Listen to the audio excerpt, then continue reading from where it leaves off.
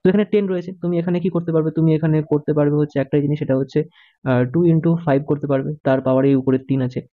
একই রকম ভাবে 2 × 5 করো, তার পাওয়ারে তুমি এখানে 4 করো, যেহেতু এখানে 4 রয়েছে, ডিভাইডেড বাই টোটালটা এখানে হচ্ছে 2 to the power 5 into 5 to the power 4।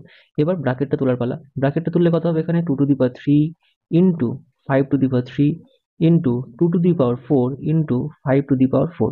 নিচে আছে হচ্ছে 5 টু দি পাওয়ার মানে 2 to the power 5 into 5 to the power 4। 5 to the power 4 5 to the power 4 কাটছে, কিন্তু এখন তুমি কাটতে পারবে না, তাহলে কি করতে হবে, প্রথমে তোমাকে আগে করতে হবে উপরে বা লবে যেগুলো বন্ধু আছে সেগুলোকে আলাদা করতে হবে। তো বন্ধু কারা কারা আছে খেয়াল করে দেখো, এখানে বন্ধু বলতে এখানে দুজন আছে, সেটা হচ্ছে এই 2 টু দি পাওয়ার 3 আর এই হচ্ছে 2 টু দি পাওয়ার 4।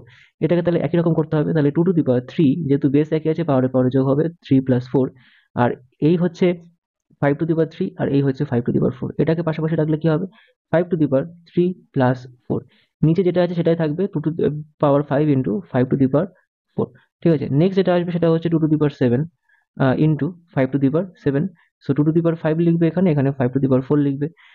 তো এবার নিচ থেকে আমি উপরে নিয়ে যাচ্ছি এটাকে 2 টু দি পাওয়ার 5টাকে, তাহলে কত হবে 2 টু দি পাওয়ার 7 - 5, কারণ এখানে ভাগ রয়েছে, এখানে এদের মধ্যে দেখো ভাগের একটা সম্পর্ক আছে, তাই জন্য। আর ইন্টু দিয়ে 5 টু দি পাওয়ার এখানে 7 রয়েছে, এটাকে যদি উপরে নিয়ে যায় তাহলে কত হবে 5 টু দি পাওয়ার 7 - 4।